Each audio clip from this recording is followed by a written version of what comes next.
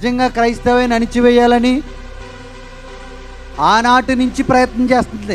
యోధా జాతి కాడి నుంచి ఈరోజు యేసుప్రభు గారిని చంపేస్తే ఇంకా క్రైస్తవ్యం కనపడదు కదా అనుకుంది. చూడండి ఎలా లేచిపోయారు, 11 మంది 12 అయ్యారు, 12 మంది 3000 అయ్యారు, 3000 నుంచి ఒక వేల లక్షలు అయిపోయారు.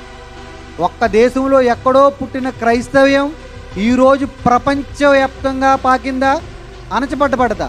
అప్పటి నుంచి కూడా చంపాలనే ప్రయత్నం చేశారు.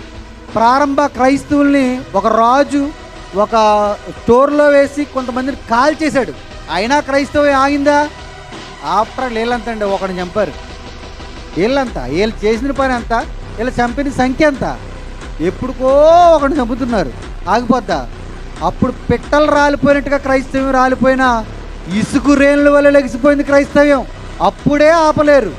కొద్దిమందిగా ఉన్నప్పుడే ప్రపంచం ఏం చేయలేకపోయింది, సాతానుగడి శక్తులు ఏమి చేయలేకపోయింది. కొద్దిమందిగా క్రైస్తవ్యం ఉన్నప్పుడే ఈరోజు కోట్ల సంఖ్యలో ఉంది క్రైస్తవ్యం. ఎంతమంది నన్ను చంపుతారు, ఎంత అనగొడతారో, ఎంత అనగొట్టాలని ఈరోజు ప్రపంచం చూస్తుందో అంతకంతగా విస్తరించిపోద్ది తప్ప క్రైస్తవ్యం అసలు అణిగిపోవటం అంటూ ప్రపంచ క్రైస్తవానికి తెలియదండి.